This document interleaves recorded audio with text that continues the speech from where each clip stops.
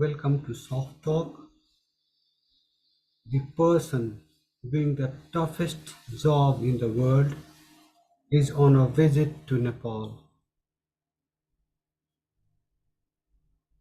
Amid this crucial visit, let's delve into the itinerary of the visit.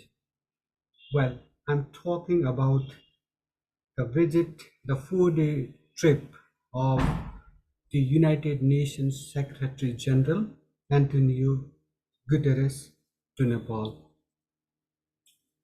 What has he been doing in Nepal? What is his itinerary? What agendas bring him to Nepal? Let's talk a bit about that. Immediately after his arrival, he held talks with uh, the Prime Minister of the country, Pushpakamal Dahal alias Prachanda, Foreign Minister NP South, and other high-ranking officials. During those meetings, one of the most important topics we delved into, was the transitional justice process. These talks come amid apprehensions about the transitional justice process, amid the government's plans to bulldoze the justice process, supposed to deal with uh, cases related, the crimes that occurred during the decade-long Maoist insurgency. Amid the government's efforts to grant blanket amnesty, even in heinous crimes, the Secretary General has made it clear that Nepal's transitional justice process should meet international standards. That sums up, I guess, the concerns of the international community as well as conflict victims of Nepal vis-a-vis the transitional justice process.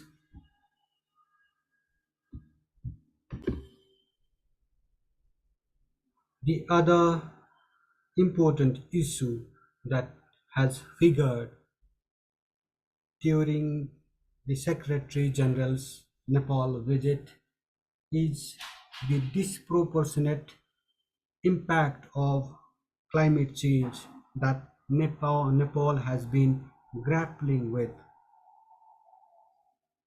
Nepal has a very negligible carbon footprint, so it has almost zero contribution when it comes to the greenhouse gases emissions.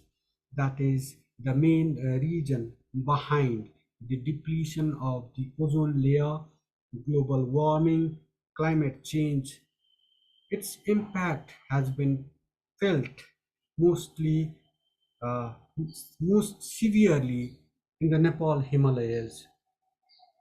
Nepal has been grappling with multiple problems, crises, if you will, related to the climate change, the internal displacement of people, what you call climate refugees, depletion of water levels, glacial lake outburst, floods, glacial retreat, so on and so forth.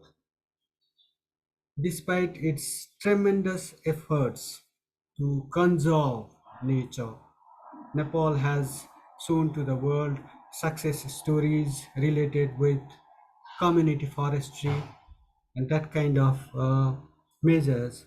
But despite that, Nepal has also been grappling with massive impacts of climate change.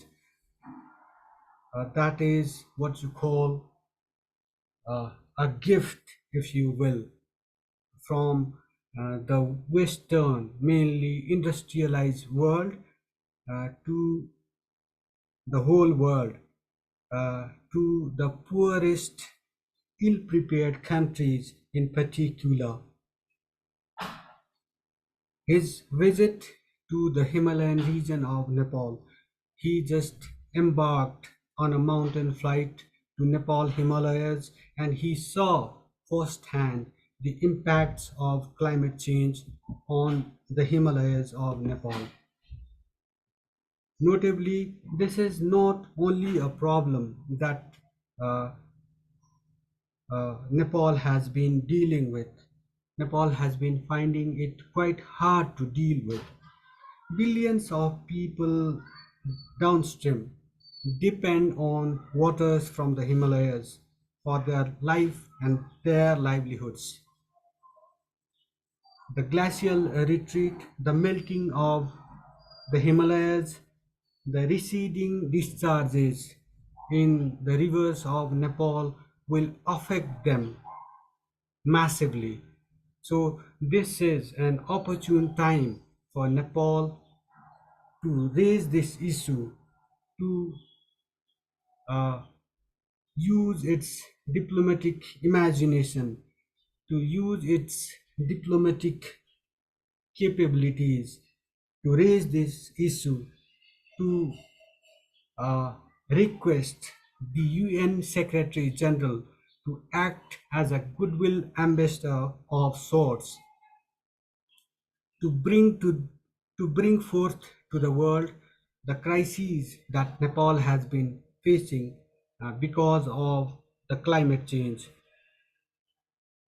The Nepal government should do its utmost to seek reparations for the damages resulting from climate change.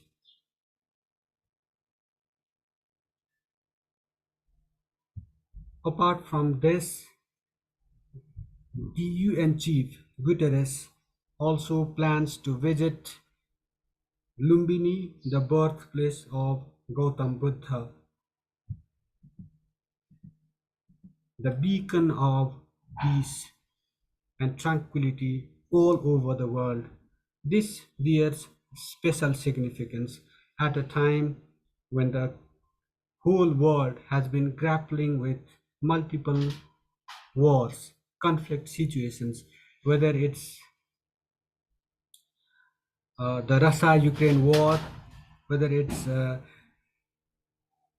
Israel-Hamas war in Gaza Strip that threatens to destabilize uh, the West Asia region, not only the West Asia region, but the whole world. The Secretary General will also visit, as I told you earlier, Lumbini, the birthplace of Sakyamuni Buddha, Gautam Buddha, the beacon of peace, the symbol of peace, harmony, and tranquility all over the world, and other numerous lesser Buddhas, a number of lesser Buddhas that preceded him. It is his place of meditation, this sacred land that has uh, produced a number of that has given birth to a number of enlightened souls like Gautam Buddha that have lit the whole world, that have enlightened whole lots of people around the world. So it is a fitting tribute to Nepal's role as a peaceful country, Nepal's role as the second largest troop contributing peacekeeping troops contributor. So this is a customary visit. Secretary Generals have this time honored, long standing tradition of visiting Nepal. This itself shows that Nepal is at the very uh, important position. The United Nations regards Nepal as an important country. You see, this size, population are not the only factors that decide uh, the importance of a country. As an ancient land of numerous sages, rishis, munis, as a place of meditation, as a sacred land, and as one of the oldest countries in the world, Nepal has that significance in the world. You cannot just wish away Nepal because it has a unique history. It has uh, been in existence for like millennia. It is one of the oldest countries in the world. It is what we call, uh, as per ancient scriptures, a cradle of human civilization. That's why times may change, nations might rise and fall, but Nepal has its unique place in this world.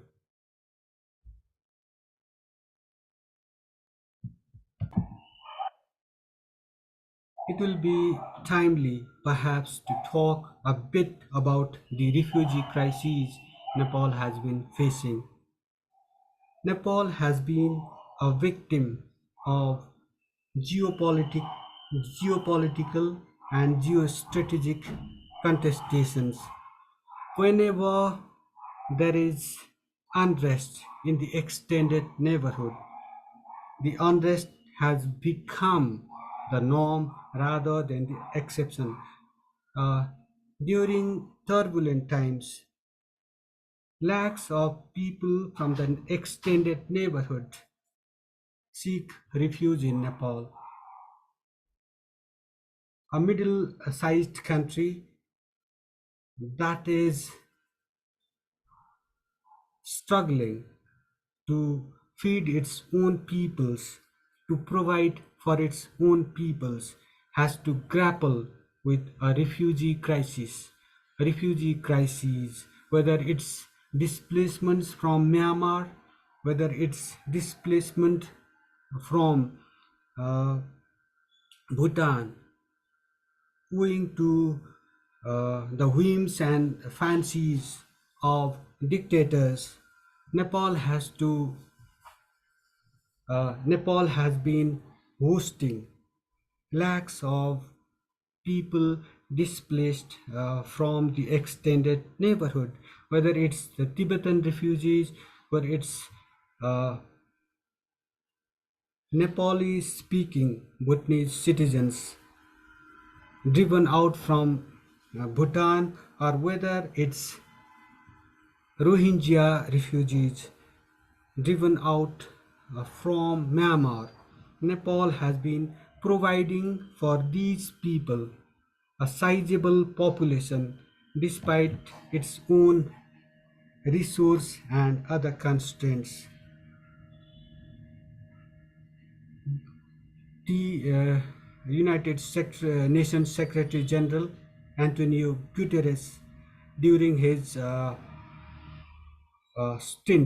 during his tenure at the UNHCR, had played a crucial role in the third country resettlement of Bhutanese refugees that had been living in camps in Nepal, in eastern Nepal, uh, because his good offices his good offices played a crucial role in the resettlement of Bhutanese refugees. Around 1 lakh Bhutanese refugees to third countries, including the United States, Germany, and Australia, among other countries. Nepal should again humbly request the United Nations chief to use his good offices for the resettlement, for the resolution of the refugee crises facing Nepal. Nepal cannot provide for these people because it has itself been grappling with like multiple crises. It has not been finding it easy to feed its own populations. So Nepal should request the United Nations head to just use his good offices for the resolution of the refugee crises plaguing Nepal.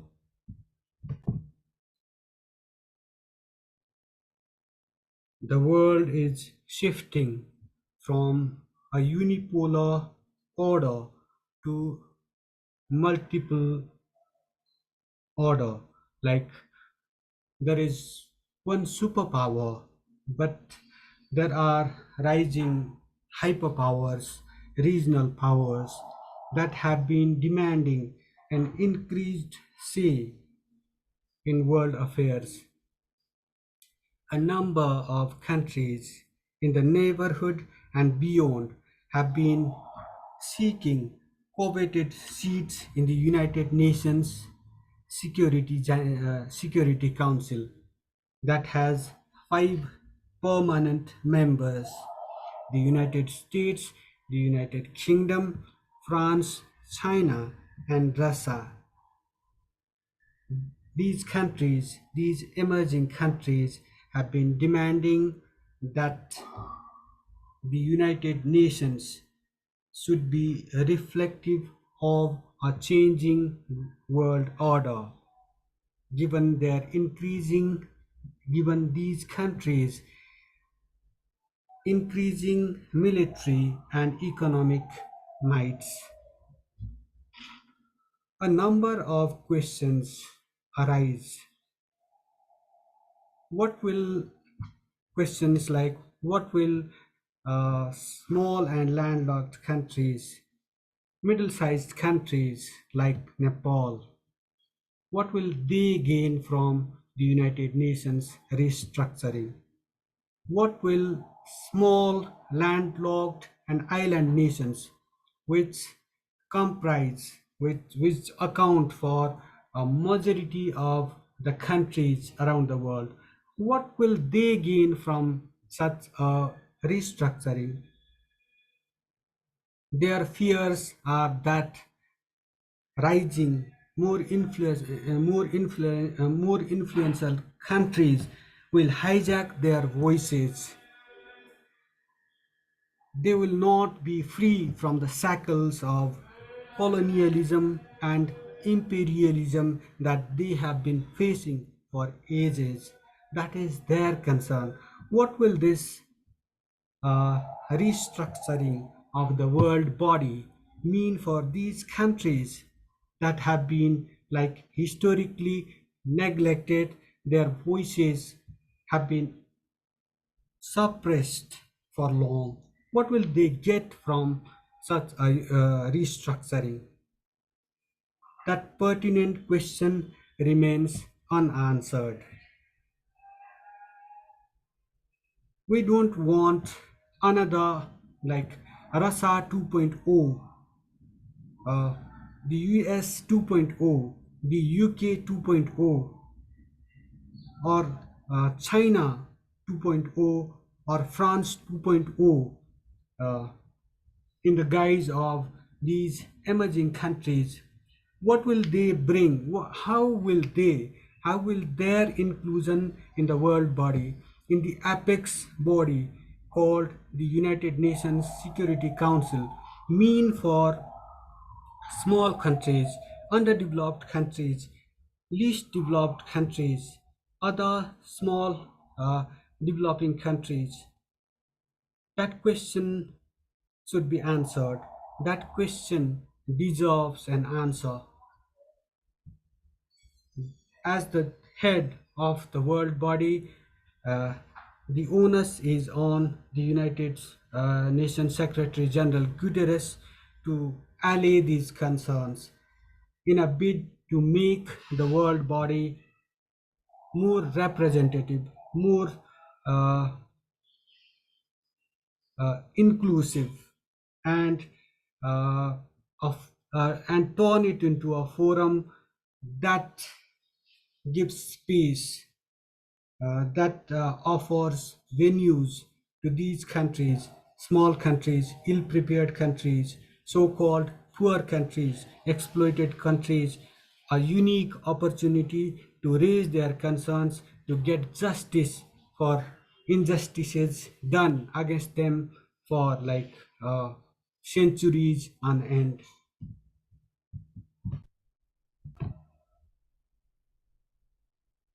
As one of the largest troop contributing nations, uh, in peacekeeping operations, Nepal has been seeking leadership roles in peacekeeping operations.